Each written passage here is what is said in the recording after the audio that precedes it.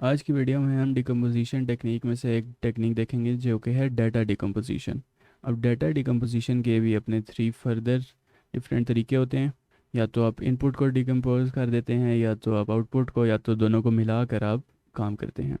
हम बारी बारी ये तीनों तरीके देखेंगे। अब यहाँ पर आउटपुट डिकम्पोजिशन हो कैसे रही है। हमारे पास ओरिजिनल डाटा ये गिवन था, इसमें हमारे पास डाटाबेस में ये कुछ वैल्यूज़ पड़ी हुई हैं हमारे पास। अब यहाँ पर ये कुछ आइटम्स आई हैं। अब ये जो ए बी सी है, हमने देखना है कि हमारी डाटाबेस में कितनी दफ़ा पड़ा है, यानी कि ए बी सी की फ्रीक्वेंसी क्या है डाटाबेस में। अगर हम इस तरह देखें तो हमारे पास एक जगह यहाँ पर नज़र आता है ए बी सी, और बस यहीं पर नज़र आता है, तो ए बी सी की हमारे पास 1 फ्रीक्वेंसी हो जाएगी। इसी तरह हमने इन सारी बाकियों की भी फ्रीक्वेंसी फाइंड करनी है। तो क्या होगा कि हमारे 2 प्रोसेसर या जितने भी प्रोसेसर्स होंगे वो पैरेलली काम करके हमारा काम जल्दी कर देंगे।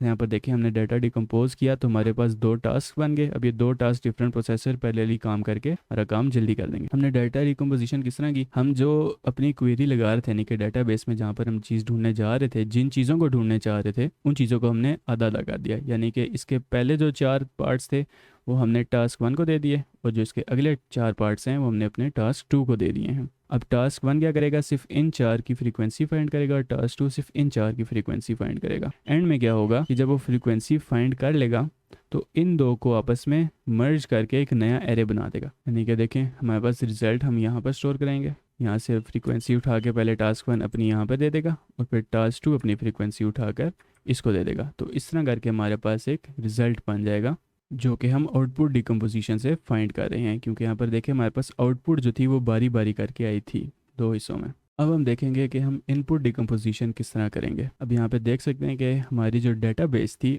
अब हम इसको आधा आधा करके डिफरेंट प्रोसेसर्स को दे देंगे। यानी कि हम जो अपनी आइटम्स जिन पे चेक लगाने जा रहे थे अब उनको डिवाइड नहीं करेंगे। जैसे आप देख सकते हैं टास्क 1 को हमने जो आइटम्स थी वो पूरी की पूरी दे दी हैं, लेकिन जो डाटाबेस की जो लिमिट बताई है उसको हमने बताई है तूने सिर्फ इतना डाटाबेस का हिस्सा चेक करना है, और तूने सिर्फ इतना डाटाबेस का हिस्सा चेक करना है। यानी कि ये वाला हिस्सा हमने उठा के इधर रखा, और ये वाला हिस्सा उठा के हमने इसको दे दिया। अब यहाँ पर जो होगा वो अपने जो लिमिट है उसके अंदर देखेगा कि ये ए बी सी कितनी दफ़ा है, डी ई कितनी दफ़ा है, और उन सारों की फ्रीक्वेंसीज़ निकाल लेगा। जब दोनों टास्क अपने फ्रीक्वेंसीज़ निकाल लेंगे तो रिजल्ट में किस तरह डालेंगे। पहले हमने क्या किया था, मर्ज कर दिया था। यहाँ पर हम क्या करेंगे, हम इनका सम ले लेंगे। यानी कि फ्रीक्वेंसी टास्क 1 की विद टास्क 2, इनका जब सम आ जाएगा तो हमारे पास इसकी फ्रीक्वेंसी आ जाएगी। इस तरह करके हम अपना बाकी टेबल अगर फिल कर दें तो ये देखें हमारे पास ये वही सिचुएशन बन गई जो हमने आउटपुट डिकम्पोजिशन से निकाली थी। अब हम यहाँ पर इनपुट भी डिकम्पोज करेंगे और अपनी आउटपुट को भी डिकम्पोज करेंगे। अब दोनों को साथ में डिकम्पोज करने का क्या तरीका है,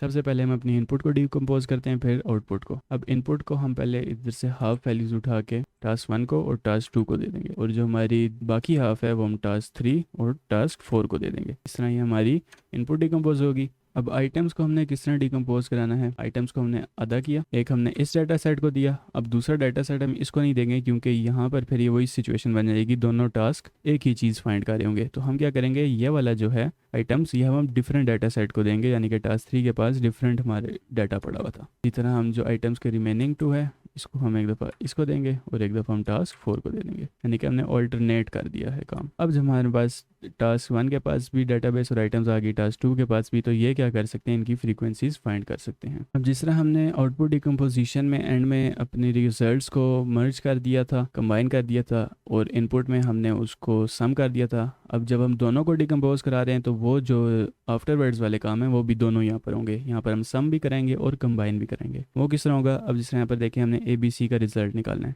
ए बी सी की फ्रीक्वेंसीज किस किस टास्क ने निकाली हुई हैं, टास्क 1 ने निकाली है और टास्क 3 ने निकाली है। तो हम क्या करेंगे, हम फाइंड करेंगे ए बी सी का टास्क 1 से और टास्क 3 से। इसी तरह अब डी की बारी आएगी तो वो टास्क 1 और टास्क 3 में उनके पास पड़ा है, तो इसलिए हम डी ई और ए ई के लिए भी ये काम कर देंगे। हमारी बारी आती है सी डी के लिए। सी डी कहाँ पर आया है, टास्क 2 के पास आया है और टास्क 4 के पास, तो हम सी डी का सम वहाँ से पकड़ लेंगे। तो अब यहाँ पर हमारे पास वही सिचुएशन बन गई जो हम प्रीवियस डिकम्पोजिशन टेक्निक से देखते आ रहे थे। यहाँ पर हमने सम भी किया और एंड में उनको मर्ज भी करा दिया है। तो इस तरह करते हैं हम अपनी डाटा डिकम्पोजिशन।